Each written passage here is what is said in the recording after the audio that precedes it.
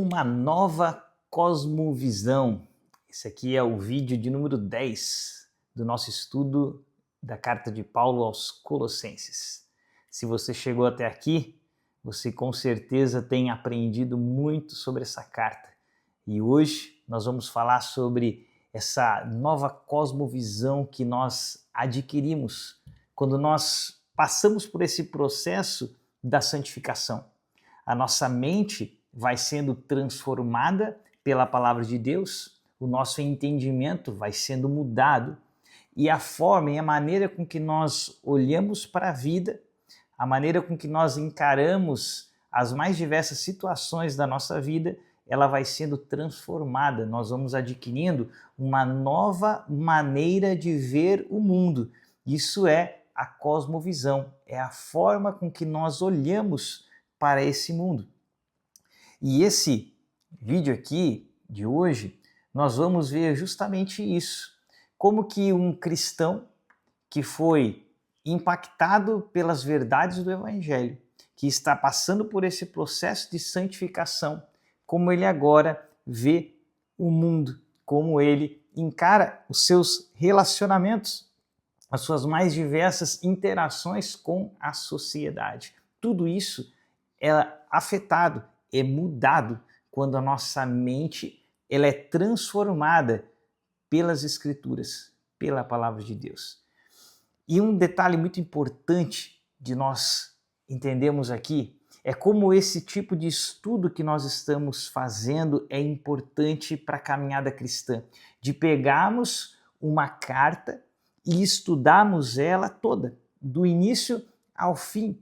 Não apenas nos acostumarmos com leituras esparsas de textos apenas no final de semana, quando vamos à igreja. Por que eu te digo isso? Imagina comigo que você esteja lá fazendo parte daquele período da Primeira Guerra Mundial e a pessoa que você ama foi para a guerra e você está lá há meses sem notícia, preocupado, com o coração angustiado. E de repente, depois de meses, chega uma carta daquela pessoa, da pessoa que você ama.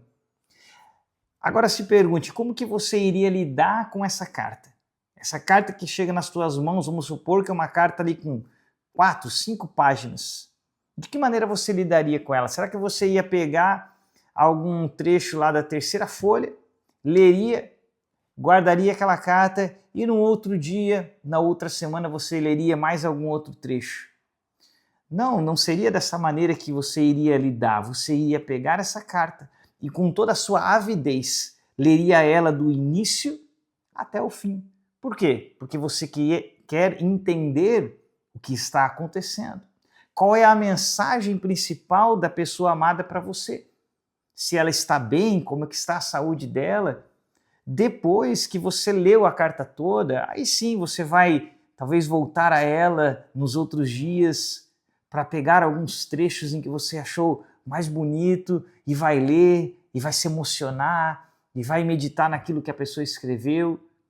Mas primeiro você vai entender o todo da carta. E a grande questão é por que nós cristãos hoje estamos lidando com a Bíblia de uma maneira tão diferente daquilo que é a lógica. A Bíblia é uma carta de Deus para cada um de nós. A Bíblia é a nossa herança, é aquilo que Ele deixou para cada um de nós. E por que nós estamos lidando com a Bíblia dessa maneira? Muitas vezes apenas no final de semana nos contentamos com um versículo, alguns versículos esparsos lidos no púlpito da igreja. E pensamos que isso é viver as Escrituras, viver a palavra de Deus. Não. Nos contentamos, às vezes, em assistir podcasts de pessoas conversando sobre a Bíblia, mas essas coisas são boas. O frequentar a igreja e ouvir um sermão é maravilhoso. Ouvirmos um podcast sobre a Bíblia com discussões é maravilhoso, mas nenhuma destas coisas substituem a sua caminhada pessoal com Cristo, que acontece quando você para ler as Escrituras, ler o Novo Testamento, do início ao fim. Pegar uma carta como essa de Colossenses, capítulo 1, 2, 3 e 4, ler, entender a mensagem de Deus para você, depois ler novamente e ir permitindo que os detalhes daquela palavra vão entrando no seu coração, entender a mensagem original, depois buscar entender o que aquela mensagem tem para trazer ao seu coração, o que você precisa mudar com relação àquele ensinamento que está sendo trazido. É esse tipo de vivência, de interação com as Escrituras que transformam as nossas vidas. Enquanto eu e você não tivermos tempo para fazermos isso, para vivermos essa experiência real com a palavra de Deus, nós vamos estar sempre tendo uma experiência muito distante com aquilo que é a proposta do Evangelho de Cristo Jesus. Então, se você está vivendo esse tempo aqui, tirando esse tempo para estudar essa carta de Paulo aos Colossenses, eu estou certo de que você já tem percebido a diferença na tua vida, de como é valioso pegar uma carta dessa e ir compreendendo os mais diversos tópicos dela e a maneira como que Deus vai falando conosco. A gente começou essa carta aqui, lá em Colossenses, com Paulo expressando a sua preocupação e o seu desejo de que a igreja crescesse sempre no conhecimento de Cristo. Paulo dizendo, eu oro, eu espero que vocês tenham um pleno conhecimento da pessoa de Jesus.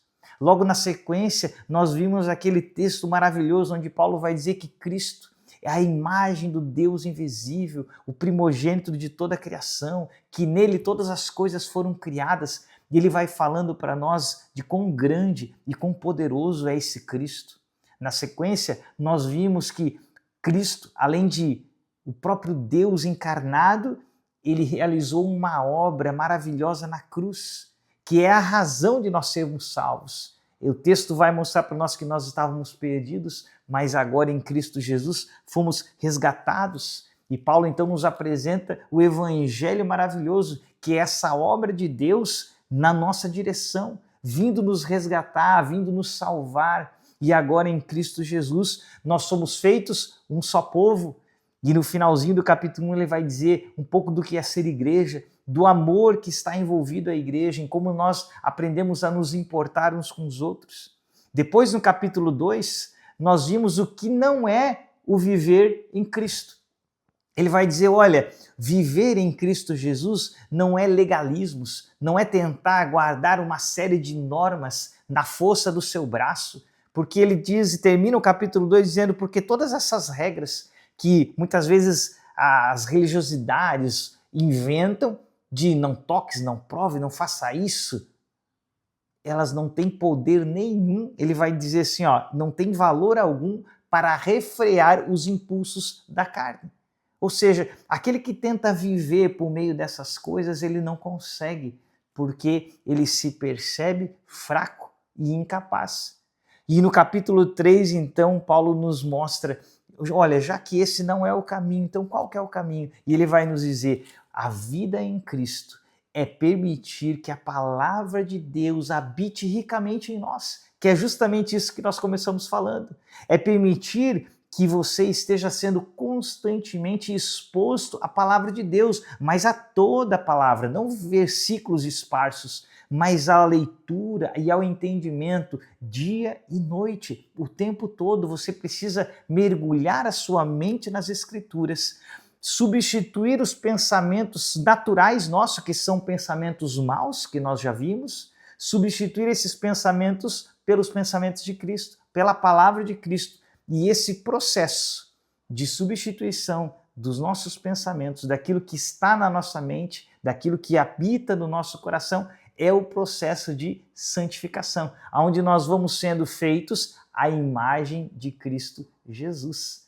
Então, vimos até aqui, você vê como a palavra de Deus ela vai construindo o entendimento. Por isso que é tão valioso e tão importante você viver isso, pegar uma carta e estudar, e incentivar pessoas que você ama a fazerem isso, a viverem esse processo e não apenas se aproximarem da Bíblia como um livro que eu posso tirar versículos ali e pensar que isso seja o suficiente. Não, nós precisamos viver esse processo.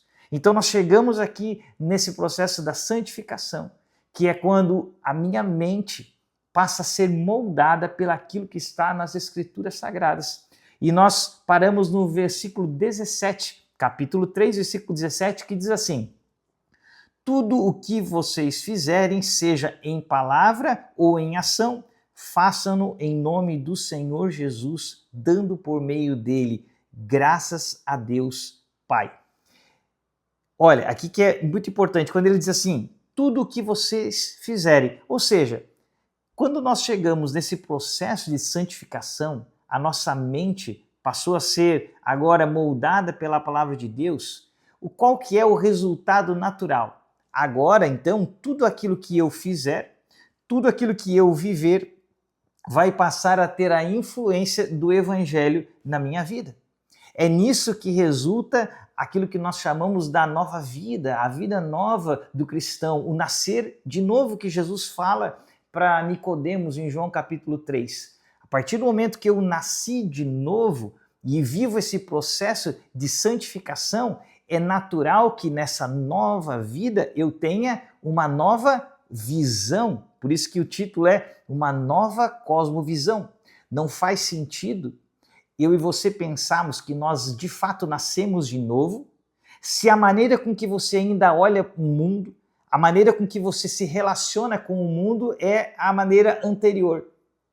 Se você não percebe uma forma diferente de olhar para as pessoas, de olhar para o seu trabalho, de olhar para o seu cônjuge, para os seus filhos, é porque talvez você ainda precisa rever o seu nascer de novo.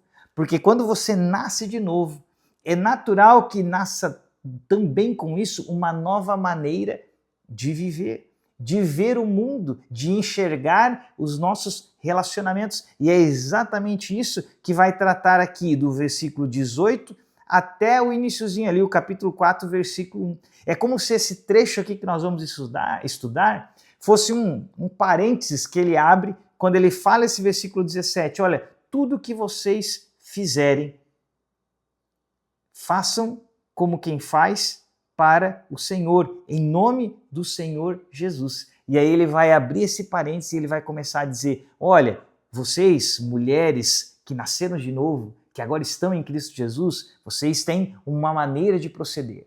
Olha, vocês homens que nasceram de novo, vocês também agora têm uma maneira de proceder em Cristo Jesus. E ele vai falar para os filhos, relacionamento dos pais com os filhos, de escravos, e todas as pessoas e todas as interações que havia e existem muitas vezes ainda na nossa época, para que nós possamos viver tudo isso de acordo com a vontade de Deus. Então, é basicamente isso que nós vamos ver hoje. Esse é o nosso texto. Se você tem a oportunidade, pega a sua Bíblia, Colossenses capítulo 3, do versículo 18 até o 4.1.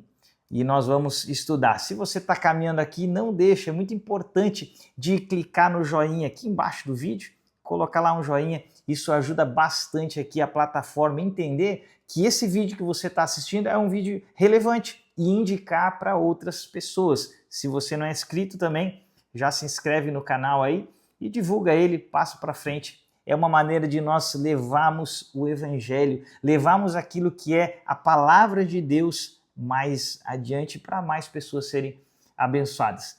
Então vamos lá, vamos para o nosso texto de hoje que vai falar sobre isso.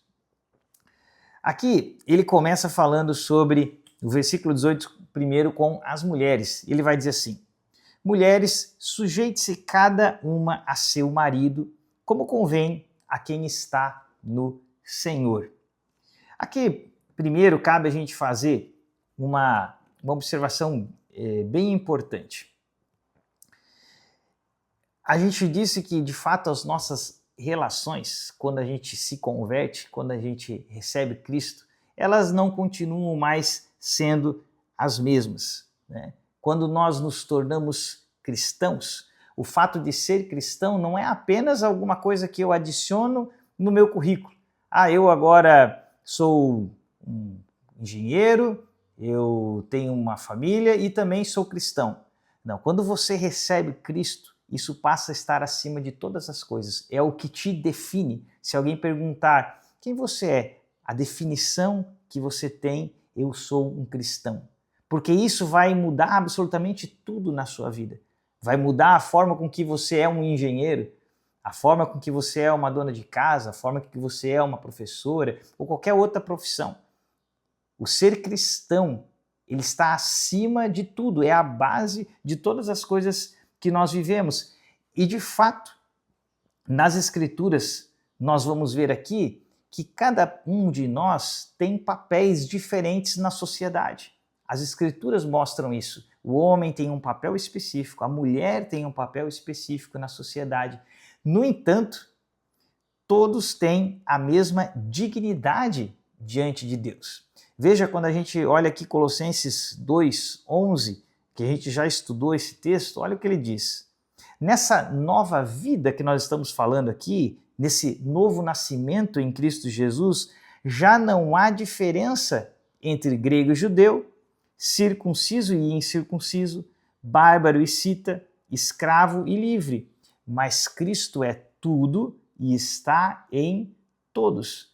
Percebe como o texto deixa claro que agora em Cristo Jesus não temos mais essa diferença de dignidade, todos nós somos iguais em Cristo Jesus. Veja um outro texto que a gente pode ler que mostra isso, Gálatas capítulo 3, versículo 26 a 29, olha que interessante. Todos vocês são filhos de Deus, ele está falando para a igreja, para aqueles que receberam Jesus. Isso aqui é importante ficar bem claro, porque quando Paulo diz todos vocês são filhos de Deus, ele não está falando de toda a humanidade. Nós sabemos lá no Evangelho de João, no capítulo 1, que ele vai dizer aos que creram na mensagem do Evangelho, foi-lhes dado o poder de serem feitos filhos de Deus. Então essa expressão que nós ouvimos muitas vezes, todo mundo é filho de Deus. Não, essa é uma expressão que o mundo usa, mas não é uma verdade para nós cristãos. Aqueles que são filhos de Deus são apenas aqueles que receberam Cristo Jesus. E aqueles que recebem Jesus como Senhor, a estes lhes é dado o poder de serem feitos filhos de Deus. Isso é um privilégio daquele que crê em Jesus e o tem como Senhor da sua vida. Então Paulo está se referindo aqui, a carta aos Gálatas, a estes. E ele diz, todos vocês são filhos de Deus por meio da fé em Cristo Jesus. Então veja, o que nos faz filhos de Deus? A fé em Cristo Jesus, a mesma fé. É isso que me faz seu irmão, a nossa fé em Cristo Jesus para a salvação. E aí é o que ele vai dizer, pois os que em Cristo foram batizados vestiram-se de Cristo. Olha que importante aqui. Não há judeu, nem grego, nem escravo, nem livre, nem homem, nem mulher, pois todos são um em Cristo Jesus. Percebe como Paulo está dizendo aqui, usado pelo Espírito Santo, anulando essas compreensões e diferenciações? Mais para frente aqui nós vamos falar sobre isso, Paulo falando da posição do escravo na sociedade. Mas aqui ele está deixando muito claro que em termos de dignidade agora diante de Deus, nós somos iguais. Ele está deixando claro, olha, nem escravo, nem livre, nem homem, nem mulher, pois todos agora somos um em Cristo. Quando eu recebo Cristo, eu me torno um em Jesus.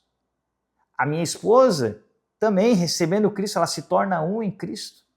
E agora nós somos todos o mesmo em Cristo Jesus. E ele vai dizer assim, se vocês são de Cristo, vocês são descendência de Abraão e herdeiros segundo a promessa. E aqui Paulo resgata algo maravilhoso, que é esse fator de que nós, quando ele diz isso, ele nos traz para dentro de toda a história do Antigo Testamento. Quando nós lemos a maneira preciosa como Deus chama Abraão, como Deus vai passando a promessa através de Jacó, através de Isaac, Jacó, os filhos de Jacó, toda a descendência, até chegar em Cristo Jesus. E como através de Cristo, através do que Cristo faz lá na cruz, eu e você somos trazidos agora para dentro dessa promessa. Nós nos tornamos benditos. Aquela palavra de Deus para Abraão, quando ele diz, em ti serão benditas todas as famílias da terra. Nós somos alcançados, todos nós. E nós somos agora, junto com o povo judeu, aqueles que recebem Cristo Jesus. Tanto os judeus que recebem Cristo, quanto nós, somos feitos um só povo e não há diferenciação mais entre nós e eles, entre homem e mulher, entre escravo. Todos agora são um em Cristo Jesus.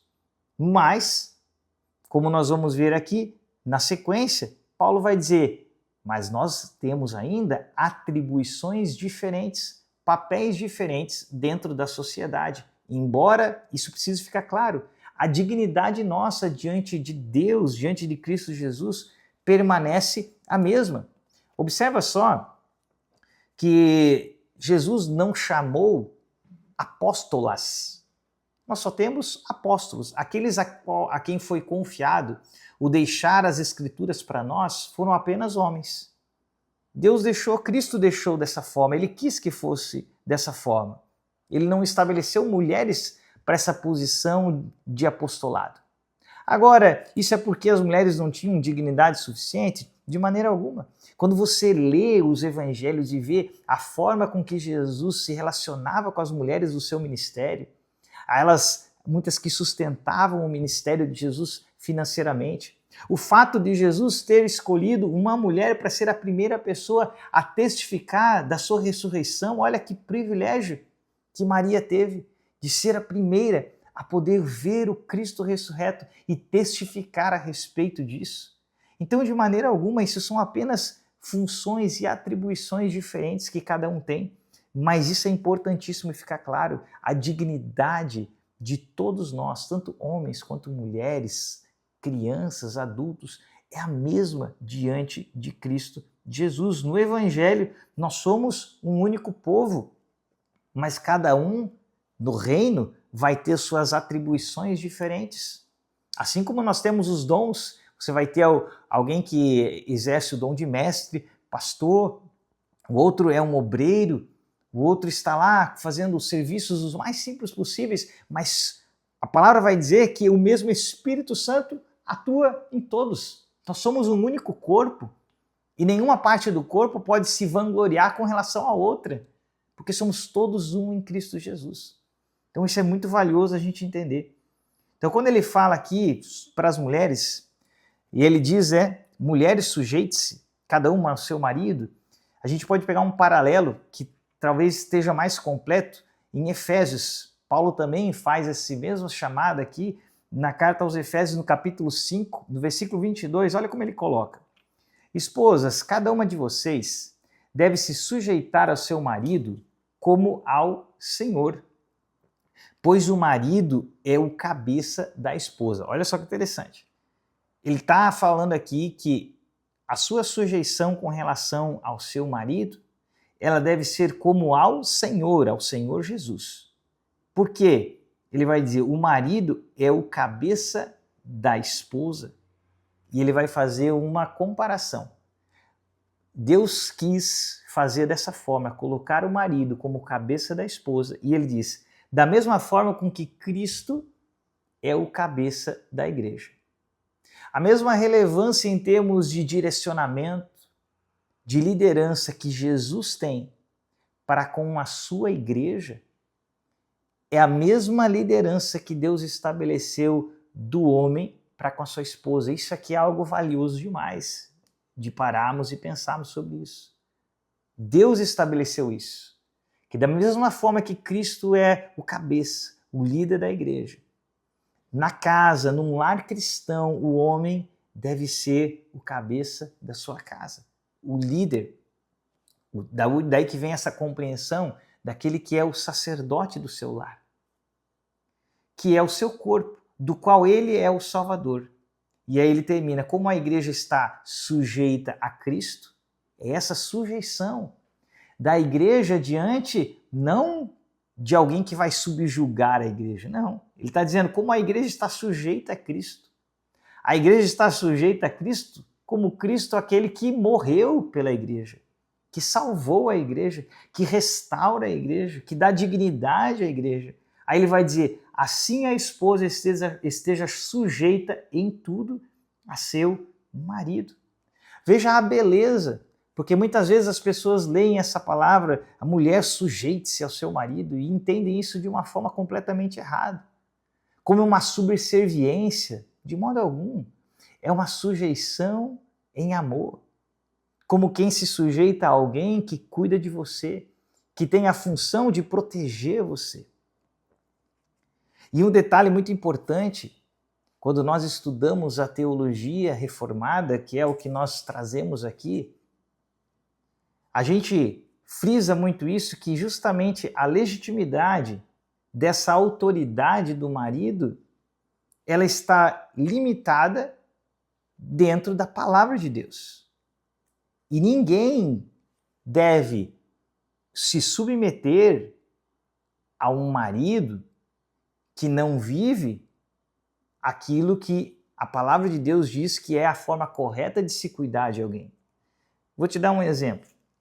A Bíblia, ela nos ensina lá em Romanos capítulo 3 sobre a submissão com relação às autoridades. Veja, Paulo ensinou isso quando eles estavam debaixo do poderio romano, eram escravizados. Mas ele diz, olha, nós devemos nos submeter às autoridades. Em momento algum, esse tipo de insurreição contra os poderes foi animado pelos apóstolos. Não, ele disse, nós devemos nos sujeitar às autoridades. Mas veja só, aí Paulo vai dizer em Atos 5:29, Paulo não, né? Pedro. Eles e os apóstolos estavam anunciando o evangelho. As autoridades os pressionaram dizendo, olha, nós não queremos mais que vocês anunciem o evangelho. E veja a resposta de Pedro. Pedro e os outros apóstolos responderam, é preciso obedecer antes a Deus do que aos homens. Veja que interessante. Nós devemos, de fato, nos sujeitar às autoridades. Mas se aquela autoridade nos der uma ordem que seja contrária à palavra de Deus, o que a palavra diz? Não. Aí nós temos que ter uma posição. É preciso obedecer antes a Deus, que Deus diz que nós devemos anunciar o evangelho, do que aos homens. Mesma coisa você pode aplicar para a sua vida. De maneira alguma. Uma mulher vai ser orientada a se sujeitar a um marido que a espanca, que a maltrata, que não provém aquilo que lhe é necessário, como o mínimo que é a segurança.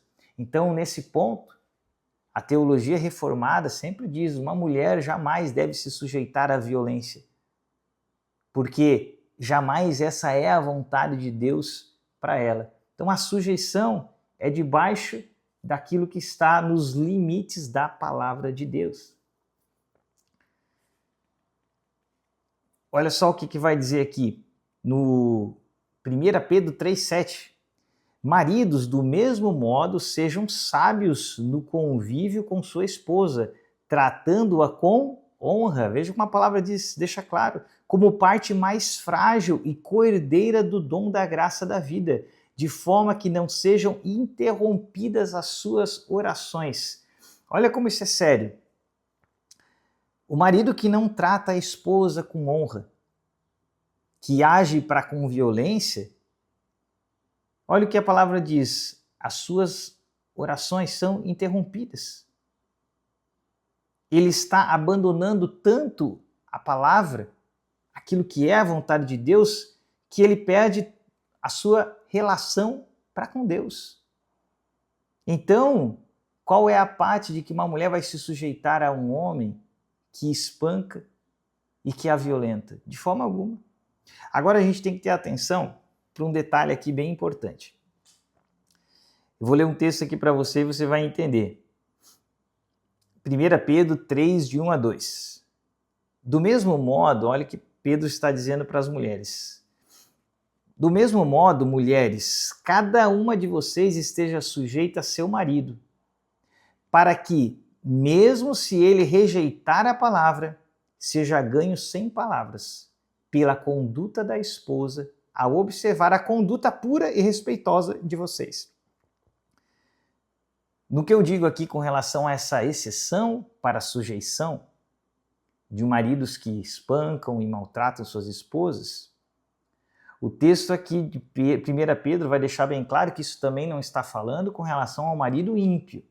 Se há um marido ímpio que cuida de sua esposa, que a honra, que a valoriza, que a protege, Isso não é um motivo para separação, mas pelo contrário, Pedro vai dizer que isso é um motivo justamente para que ele seja evangelizado pela sua boa conduta, pelo seu bom proceder. Então aqui a gente tem aquele equilíbrio perfeito que a palavra de Deus sempre nos traz. Nós não somos chamados de forma alguma a nos sujeitarmos a maus tratos, mas também não é qualquer motivo, nós só vamos abandonar por motivos que realmente sejam relevantes. Senão, nós somos chamados aqui pela palavra de Deus a quê? A nos sujeitarmos em amor, a entendermos a vontade de Deus para com a nossa vida e, pelo exemplo, ganharmos os maridos para o Senhor. Então, essa parte aqui, com relação às mulheres, a gente tem aqui, eu tenho um outro texto que eu queria compartilhar, quando ele fala sobre isso, sobre sujeição, que eu quero ler com você antes da gente passar aqui para a parte dos homens, que ele diz assim, Provérbios 14:1, a mulher sábia, ela edifica a sua casa, mas a insensata a derruba com as próprias mãos. Sabe, porque muitas vezes nós vamos ter os momentos em que o marido e a mulher não vão ter a mesma opinião sobre alguma decisão importante que precisa ser tomada. Mas é justamente nesse momento que a mulher vai ter que agir com sabedoria. Orar ao Senhor, pedir para que o seu marido tenha sabedoria e fazer a escolha correta. Mas a sujeição implica justamente nisso, em que a opinião de um dos dois vai ter que prevalecer, e nesse caso é a do marido. Nisso está a sujeição, a sabedoria de edificar a sua casa, de fazer as coisas com entendimento. Porque aos homens cabe a responsabilidade, como a gente falou aqui, de assim como Cristo é o protetor da igreja, assim como Cristo é aquele que dá a sua vida pela igreja, aos homens cabe essa enorme responsabilidade de viver e se entregar e buscar fazer o melhor para a sua casa. Aí a gente chega aqui então no dos homens, que o versículo 19 vai dizer, maridos, ame cada um a sua mulher e não a tratem com amargura. Olha que interessante aqui, o texto vai dizer aqui para gente. Maridos, isso aqui está em Efésios, que é o paralelo ali que a gente está acompanhando, né? Em vez de quando tem um paralelo de Efésios que está mais completo que aqui em Colossenses. Efésios 5, 25 a 26 diz assim, maridos, cada um de vocês deve amar a sua esposa, assim como Cristo amou a igreja e entregou-se por ela para santificá-la, tendo-a purificada pelo lavar de água por meio da palavra de Deus. Então, os homens, nós temos esse grande chamado de vivermos algo que representado pelo aquilo que Jesus fez por nós na cruz. Da mesma maneira que Jesus Cristo se entregou por nós, nós somos chamados a nos entregar por nossas esposas, a santificá-las. Essa é a atribuição séria que nós temos de Deus para nossas vidas. Por isso que a mensagem para os homens é sempre muito mais forte do que o sujeite-se das mulheres, porque eu e você somos chamados a nos entregar, a buscar a santificação das nossas esposas e do nosso lar em Cristo Jesus. Olha essa palavra que ele diz, tendo-a purificado pelo lavar da água por meio da palavra. Como que nós santificamos o nosso lar, homens? Como que eu santifico a minha esposa? Como que eu santifico meus filhos? E ele diz, purificando-os pelo lavar da água por meio da palavra de Deus. Essa é a nossa responsabilidade. Quando Davi está ali falando as suas últimas palavras para Salomão, é muito bonito, lá em 1 Reis, olha o que ele diz, capítulo 2, do versículo 2 a 3, ele diz assim para Salomão: eu estou para seguir o caminho de toda a terra, ou seja, eu estou para morrer. Por isso, Salomão, seja forte e haja como um homem. E aí ele vai dizer como é que um homem age, qual que é a postura de um homem de Deus. E ele vai dizer: obedeça ao que o Senhor, o seu Deus, exige. Ande nos caminhos dele e obedeça aos seus estatutos e aos seus mandamentos. Veja qual é a postura de um homem. Veja como aqui Davi não está falando nada de guerra, de habilidades para a guerra. Não, ele diz: seja forte e haja como um homem. Como que um homem de verdade age segundo os padrões bíblicos, não segundo os padrões do mundo. Isso faz toda a diferença. E ele vai dizer: ande nos caminhos de Deus, obedeça aos seus estatutos, os seus mandamentos, as suas ordenanças, os seus testemunhos, conforme se acha escrito na lei de Moisés. Assim você terá êxito em tudo o que fizer, aonde quer que for. Ou seja, ser forte e agir como um homem é andar nos caminhos de Deus e obedecer a Deus. Se você não é o cabeça do seu lar, se você hoje não é aquele que edifica sua casa com a palavra de Deus, que santifica sua esposa e seus filhos, você está em desobediência com a palavra de Deus. Essa é uma palavra dura, uma palavra forte, mas é a realidade. Veja os textos que nós estamos lendo. O homem tem esse chamado de ser o cabeça, de ser o protetor da sua casa, de ser aquele que santifica a sua casa. Se você hoje não vive isso, se você hoje atribui a compreensão da palavra, a compreensão do evangelho, a parte espiritual, a sua esposa, deixa aos cuidados, porque você está muito ocupado com outras coisas mais importantes. Saiba, você está em desobediência com a palavra de Deus, porque essa é a sua atribuição. Eu dou um exemplo que eu uma vez fui convidar alguém para participar de encontros aqui que nós temos, de estudos da palavra de Deus para uma pessoa, e esse homem me disse assim: olha, ok, eu agradeço o seu convite, mas eu vou ver com a minha esposa, porque essa parte espiritual é ela que cuida. É esse tipo de atitude que eu me refiro aqui. Isso jamais pode acontecer, embora tenha se tornado cada vez mais normal na nossa sociedade, mas isso não é o bíblico. Nós não podemos nos acostumar porque para a sociedade é normal, mas as Escrituras, a palavra de Deus, não é assim.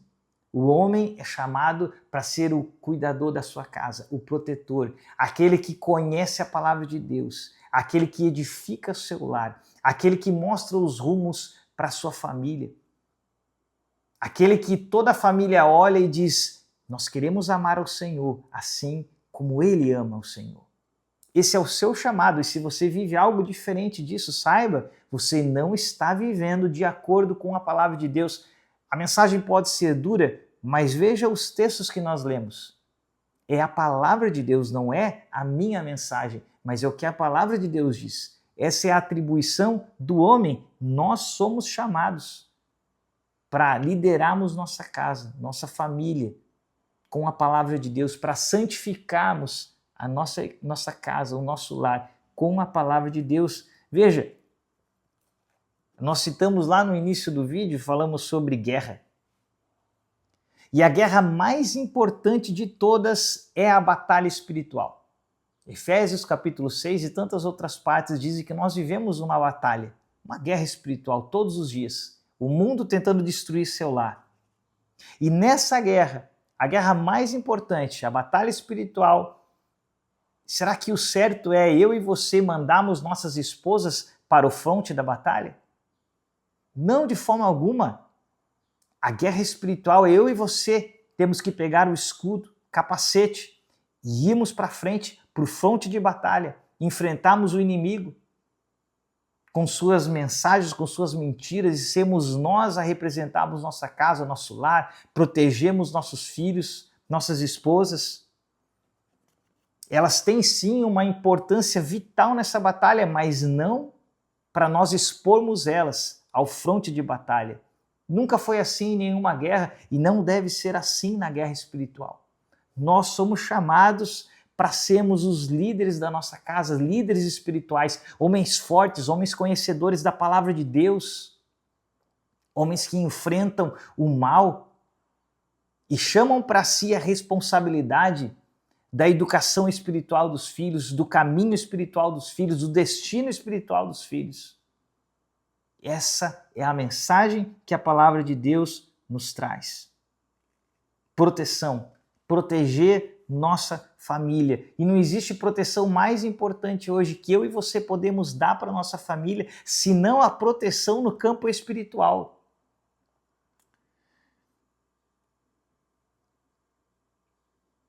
Veja, depois mais para frente nós vamos ler um texto de Timóteo e nós vamos compreender um pouco melhor sobre isso, sobre a compreensão espiritual. Mas primeiro eu quero ler aqui com vocês na continuação o que fala sobre a responsabilidade dos filhos. Diz ali no versículo 20: Filhos, obedeçam a seus pais em tudo, pois isso agrada ao Senhor. Se um filho deseja honrar o seu pai, a melhor maneira de honrar aos seus pais e podemos dessa forma sermos agradáveis a Deus é melhorarmos eles em nós. Sermos uma versão melhor dos nossos pais. Sabe, rompermos muitas vezes com aquilo que as pessoas vivem de trazer para as suas vidas, trazer para as suas existências os erros dos seus pais, os mesmos pecados, replicar as mesmas fraquezas, as mesmas falhas na nossa vida. E nós somos chamados como filhos que estão em Cristo, que vivem essa vida nova, a romper com esse padrão. Efésios 6, de 2 a 3, olha o que ele diz nesses paralelos que nós temos. Honre o seu pai e a sua mãe, que é o primeiro mandamento com promessa, a fim de que tudo corra bem com você e você tenha vida longa nessa terra. Nós, como filhos, somos em toda parte das Escrituras chamados a honrar nossos pais. E honrar eles é melhorarmos eles. É não sermos escravos dos padrões humanos, daquilo que muitas vezes se estabelece nas famílias, de vícios, mas rompemos com essas coisas e melhoramos. Sermos cada vez mais uma versão melhor através das Escrituras, através da palavra de nossos pais. E na sequência ele retoma aqui no versículo 21 a atribuição dos pais para com seus filhos. E olha o que ele vai dizer: Pais, não irritem seus filhos para que eles não desanimem. Olha que interessante aqui o que o texto vai dizer. Provérbios 22, 15. Olha que texto que muitas vezes a nossa sociedade hoje tem esquecido. A insensatez, ela está ligada ao coração da criança, mas a vara da disciplina a livrará dela. Observa só esse detalhe aqui. A insensatez, o pecado, ele já nasce grudado no coração das crianças. E quem é pai sabe disso. Como já desde bebezinhos, pequeninhos, a insensatez já está lá. O pecado já está lá.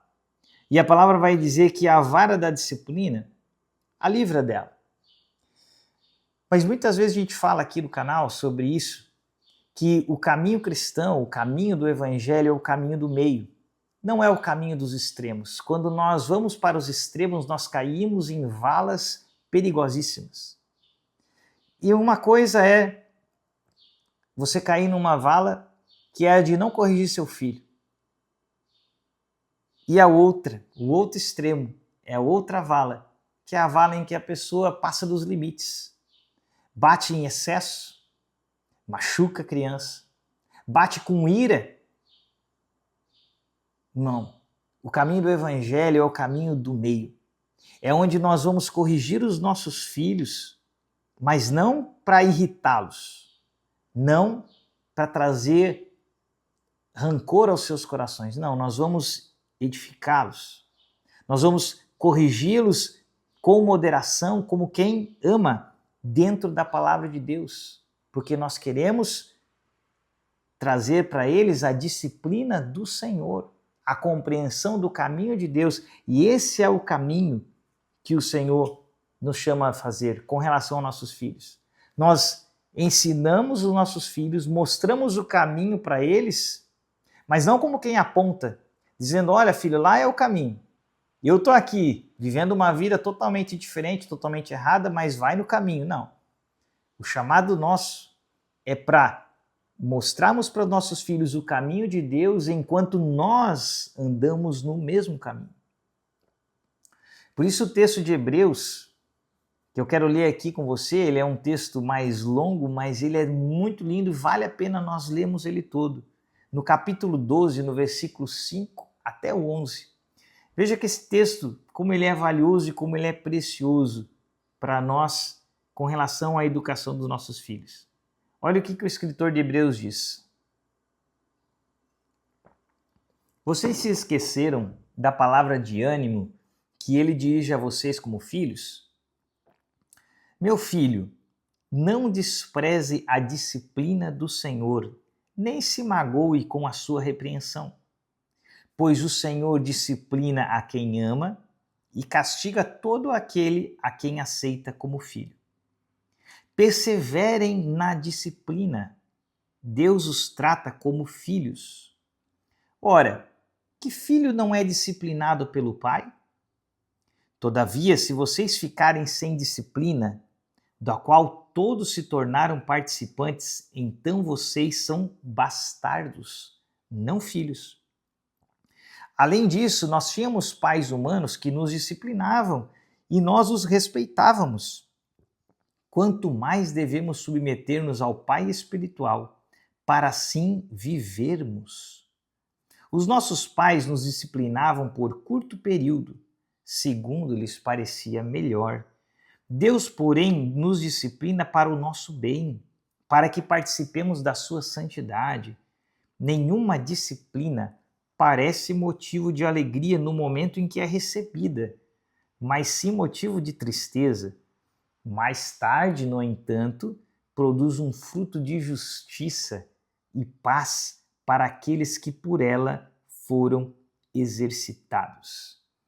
Veja que texto maravilhoso, onde ele faz essa relação, esse paralelo entre a forma com que Deus disciplina aqueles a quem ama e é a mesma maneira que eu e você somos chamados, é esse mesmo coração que nós somos chamados a disciplinar nossos filhos. A discipliná-los porque nós queremos tirar a estultícia do coração deles, tirar o pecado do coração deles e colocar-nos no caminho de Deus. É por isso que nós os corrigimos, é com esse amor, é com essa intencionalidade. E quando você corrige seu filho, você deve mostrar isso para ele. Pega a palavra, mostra para ele depois, olha, o pai te corrige por causa disso, porque te ama, porque quer que você viva a palavra de Deus, que você se apegue à verdade do Evangelho. Esse é o coração com que o pai corrige seu filho. Não com o intuito de irritá-lo, não com o intuito de ser superior a alguém, não. Porque você deseja de todo o coração ter o coração do seu filho para Deus, para Cristo, para o Evangelho. Essa é a verdade que deve habitar no nosso coração com relação à educação dos nossos filhos. E aqui a gente retoma aquele assunto que eu estava falando dos homens. A responsabilidade que eu e você, juntos com nossas esposas, temos de cuidar dos nossos filhos em meio a uma geração perversa. Veja o que está escrito em 2 Timóteo, capítulo 3, do verso 1 ao 5. Veja a seriedade desse texto. Ele vai falar dos últimos dias. E os últimos dias começaram pelas Escrituras a partir do momento que Jesus veio. Os últimos dias iniciaram. E hoje nós podemos ver como esses últimos dias são tão realistas com o que nós vivemos hoje, com o que você vê na sociedade. Veja o texto. Sabe que nos últimos dias sobrevirão tempos difíceis.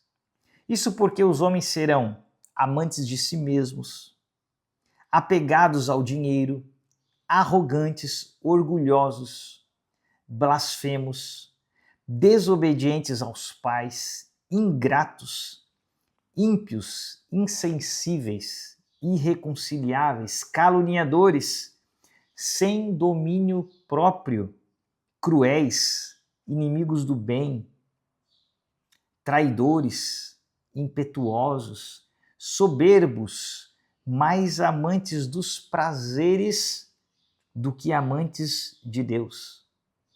Embora tenham aparência de piedade, negam o seu poder. Olha a palavra final de Paulo.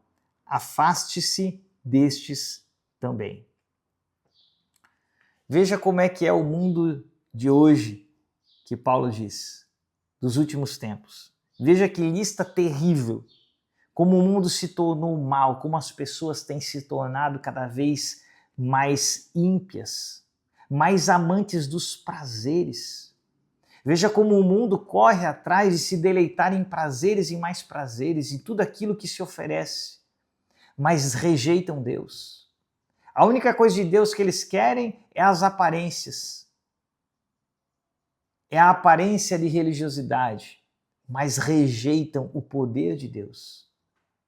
Não se entregam ao Senhor. Elas têm uma aparência de piedade. Você vai ver os homens mais inescrupulosos do mundo. De repente você vê eles todos juntos, numa grande reunião religiosa. Até alguns deles no púlpito pregando. É o que o texto diz, eles têm a aparência de piedade. No entanto, são inescrupulosos, maquinam o mal, são impetuosos, terríveis. Veja o desafio. Homens que aparentam piedade, mas são maus. Isso é o que é reservado para os nossos tempos, para o tempo que os nossos filhos estão vivendo. E Paulo está dizendo, afaste-se deles, aprenda a discernir. E essa é a função nossa como pais, é ensinar nossos filhos o caminho do Senhor, a palavra de Deus, e ensiná-los a discernir entre os falsos mestres, entre esses homens enganadores, e mostrá-los, filhos, se afaste dessas pessoas. A cuidar, a proteger o coração e a mente deles de todos esses ensinos diabólicos que têm se infiltrado e tentado ensinar nossos filhos coisas corrompidas desde o início. Desde a mais tenra idade, eles querem moldar e colocar coisas na mente deles, com toda a questão da ideologia, de gênero e tantos outros assuntos que nós temos na sociedade, e nós precisamos acordar. É uma guerra que nós vivemos.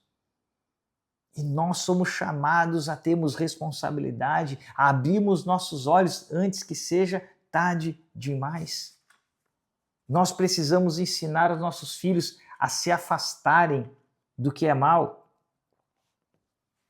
E imagina se essa tarefa já é enorme, mesmo nós juntos, homens e mulheres, maridos, esposas, casados, se protegemos nossos filhos desse mundo que nós acabamos de ler aqui, já é uma tarefa gigantesca.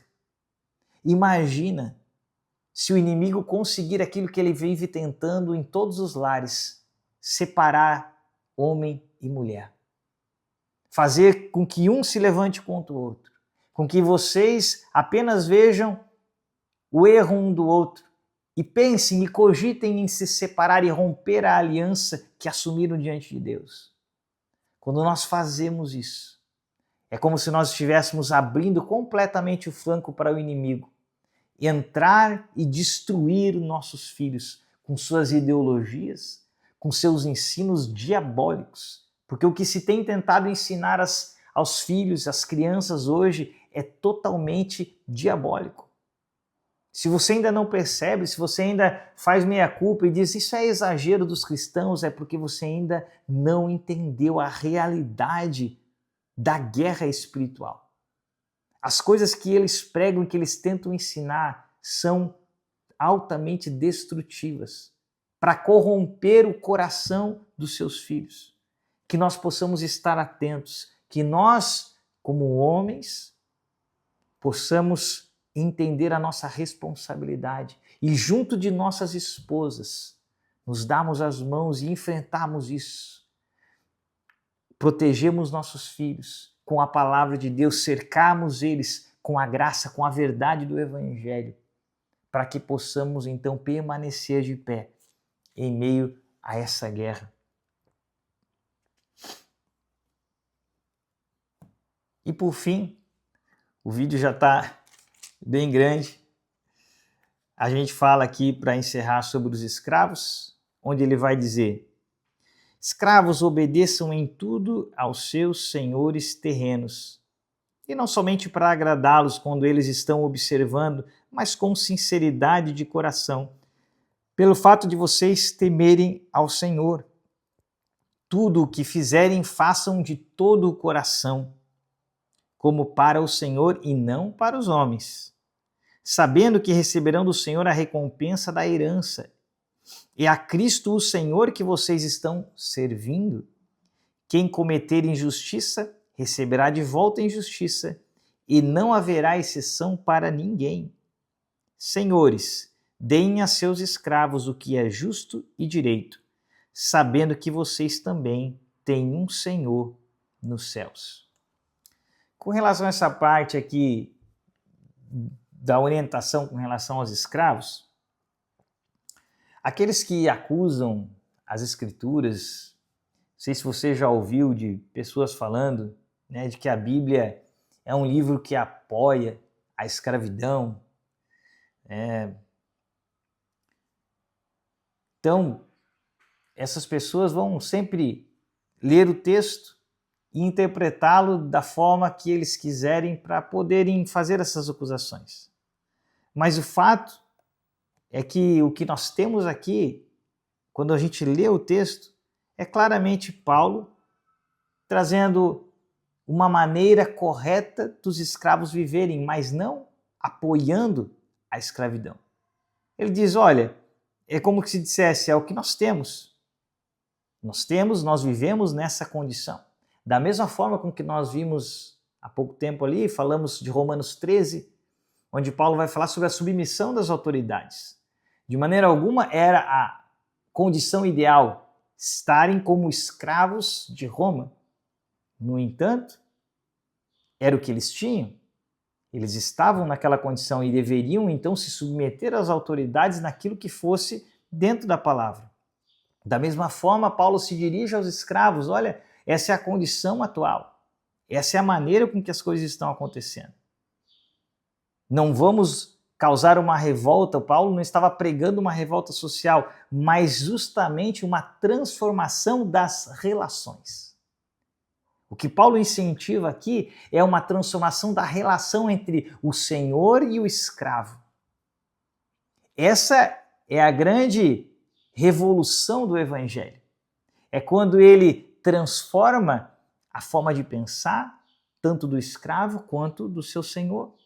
O Evangelho vai nos moldando e transformando as relações sociais.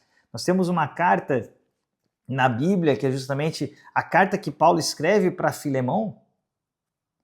E Paulo, nessa carta, ele está intercedendo justamente por um escravo, por Onésimo.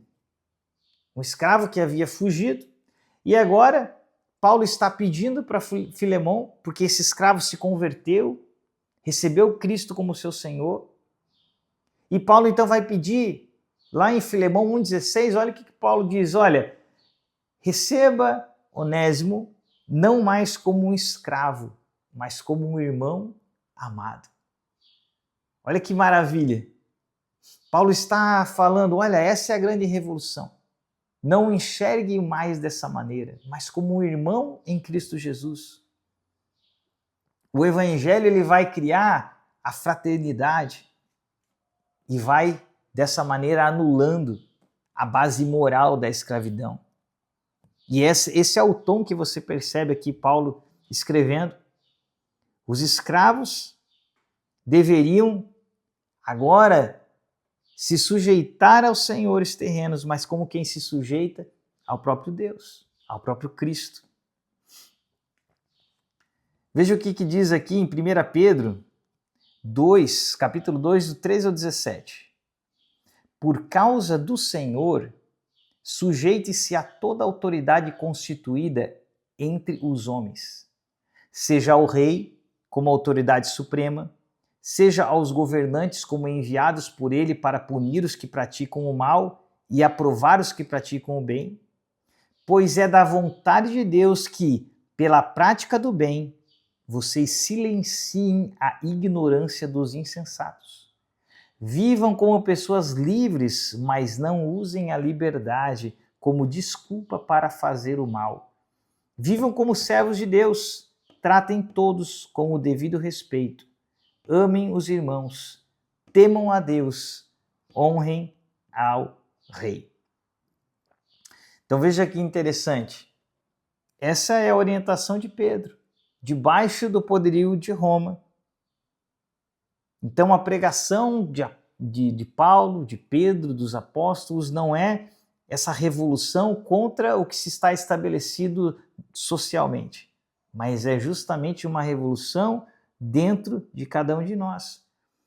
Nós temos essa compreensão, nós temos a primeira vinda de Cristo, que foi justamente essa falta de compreensão dos judeus que esperavam em Cristo, nessa primeira vinda, um Cristo que iria derrotar os exércitos inimigos. Mas a primeira vinda, Jesus viria como um servo sofredor, aquele que morreria em nosso lugar, e foi isso que ele fez. Mas nós temos a promessa de uma segunda vinda. Quando nós lemos Apocalipse, nós vamos ver que lá sim, Jesus voltará como Senhor para reinar, para então sim impor sua vontade, a sua justiça nesse mundo. E aí sim, na sua segunda vinda, todo o joelho se dobrará diante dele. Mas por enquanto nós vivemos um tempo diferente, uma revolução diferente, e o chamado é como está aqui. A revolução da nossa mente, e aonde nós somos chamados para vivermos de maneira diferente, para uma mentalidade diferente, onde ele vai explicar aqui de maneira tão bonita aqui no versículo 23, tudo que vocês fizerem, façam de todo o coração como que para o Senhor e não para os homens. Até para o escravo, veja como isso mudaria a sua perspectiva de trabalho, já que ele tinha que se sujeitar àquilo.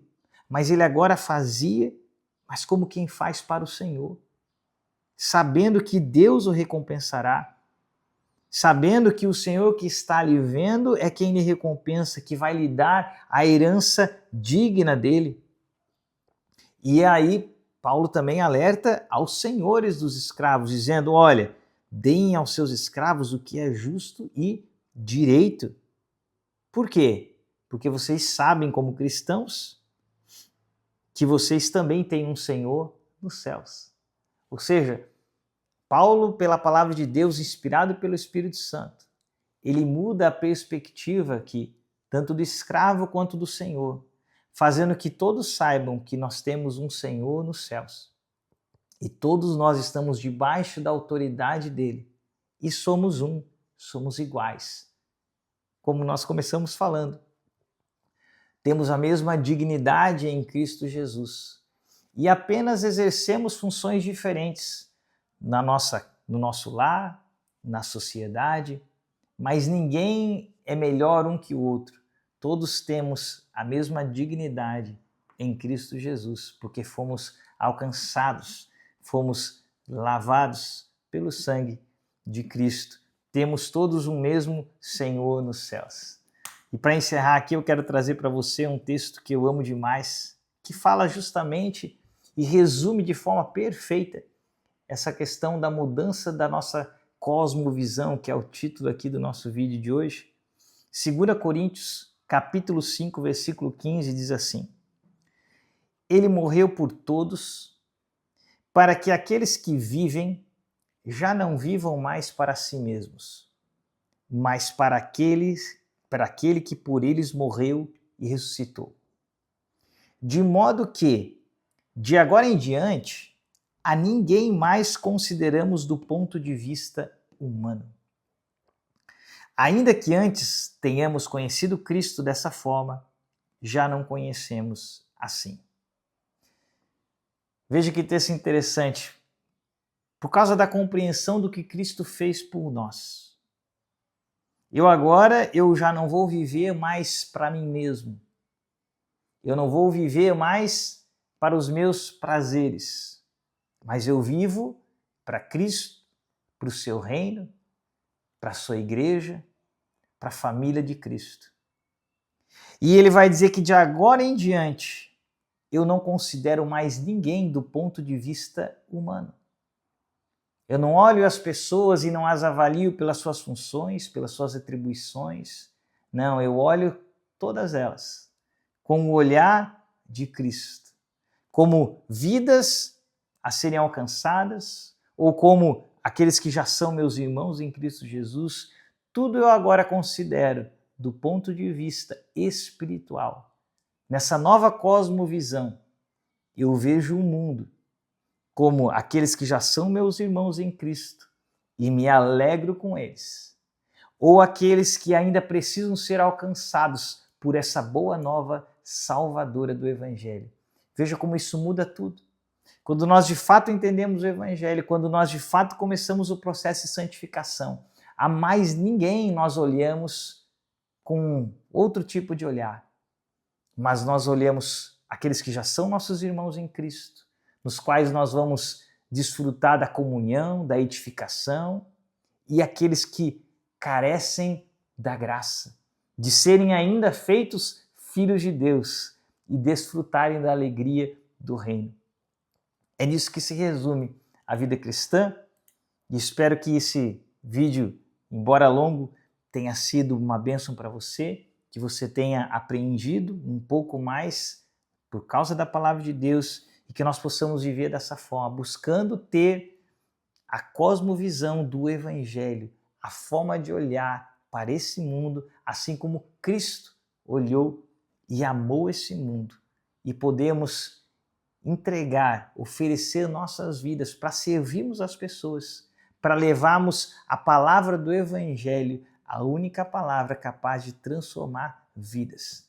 Amém? Que a graça, a paz do nosso Senhor Jesus Cristo seja no coração de cada um de vocês e até o nosso próximo vídeo. Um abraço.